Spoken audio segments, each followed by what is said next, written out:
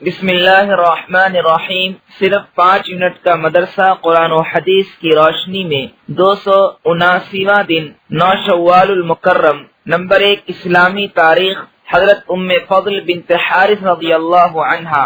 ام فضل بنت حارث رضی اللہ عنہا حضور صلی اللہ علیہ وسلم کے چچا حضرت عباس رضی اللہ عنہ کی بیوی، ام المؤمنین حضرت میمونہ رضی اللہ عنہا کی بہن اور خالد بن ولید رضی اللہ عنہ کی خالہ تھی۔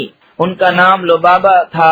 حضرت خدیجہ رضی اللہ عنہا ان کے بعد حضرت ام فضل رضی اللہ عنہا مسلمان ہونے والی دوسری خوش نصیب صحابیہ ہیں۔ انہوں نے مسلمانوں کے ساتھ شعب ابی طالب میں قید و بند کی مشقت برداشت کی اور قید ہی کی حالت میں عبداللہ بن عباس پیدا ہوئے۔ جب مکہ کے مشرک حضور صلی اللہ علیہ وسلم کو تکلیف پہنچا رہے تھے اس وقت ام فضل آپ کا ساتھ دیا کرتی تھی۔ حضرت عباس رضی اللہ عنہ کے اسلام قبول کرنے کے بعد ہجرت کر کے ان کے ساتھ مدینہ آ گئی۔ ام فضل بڑی عبادت گزار تھی، کثرت سے نماز پڑھتی اور روزے رکھتی، خاص طور سے پیر اور جمعرات کے دن روزہ رکھتی تھی۔ حضور صلی اللہ علیہ وسلم خیریت دریافت کرنے کے لیے ان کے گھر تشریف لے جاتے اور کبھی وہاں قیلولہ بھی فرماتے۔ حضرت ام فضل رضی اللہ عنہ کا انتقال حضرت عباس رضی اللہ عنہ سے پہلے حضرت عثمان رضی اللہ عنہ کے زمانے خلافت میں ہوا۔ نماز جنازہ حضرت عثمان رضی اللہ عنہ نے پڑھائی۔ نمبر 2 اللہ کی قدرت۔ جگنوں میں اللہ کی نشانی۔ اللہ تعالیٰ نے اس زمین میں مختلف قسم کے جاندار بنائے ہیں اور ہر جاندار کی خاصیت الگ الگ ہے۔ ہم اگر اپنی طاقت سے ایک چھوٹا سا بلب بھی جلانا چاہیں تو بغیر بجلی کے نہیں جلا سکتے، لیکن اللہ تعالیٰ نے صرف اپنی قدرت سے ایک چھوٹا سا کیڑا جگنو بنایا جو اپنے اندر روشنی لے کر چلتا ہے۔ یہ اللہ کی قدرت کا ایک زبردست کرشمہ ہے۔ نمبر 3 ایک فرض کے بارے میں، وراثت میں لڑکی کا حصہ۔ قرآن میں اللہ تعالیٰ فرماتا ہے، اللہ تعالیٰ تم کو تمہاری اولاد کے حق میں حکم دیتا ہے کہ ایک لڑکے کا حصہ 2 لڑکیوں کے برابر ہے۔ فائدہ، والدین کی وراثت میں لڑکے کے 2 حصے اور لڑکی کا 1 حصہ ہوتا ہے جس کا ادا کرنا فرض ہے۔ نمبر 4 ایک سنت کے بارے میں، استنجا کے بعد وضو کرنا۔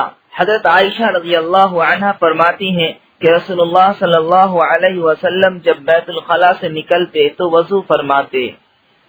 نمبر 5 ایک اہم عمل کی فضیلت۔ کون سی دعا افضل ہے؟ رسول اللہ صلی اللہ علیہ وسلم سے دریافت کیا گیا کون سی دعا افضل ہے؟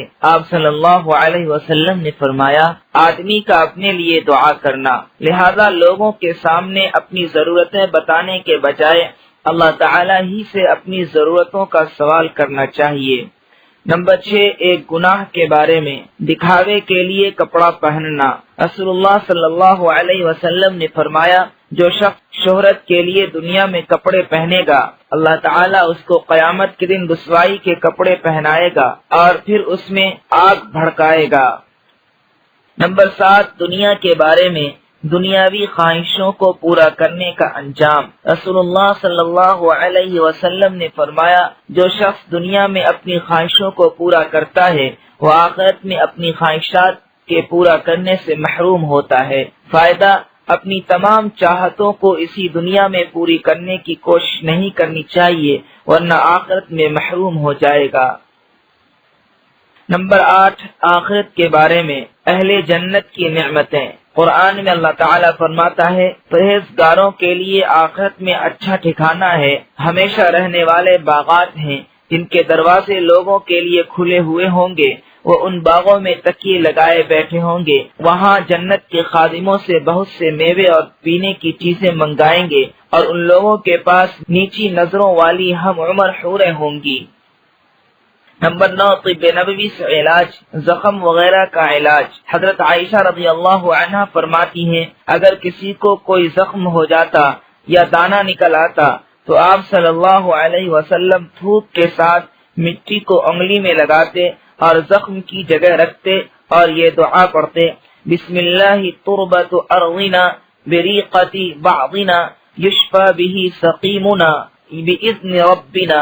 ترجمہ، اللہ کے نام سے ہماری زمین کی مٹی ہم میں سے کسی کے تھوک کے ساتھ ملی ہوئی لگاتا ہوں تاکہ ہمارے رب کے حکم سے ہمارا مریض اچھا ہو جائے۔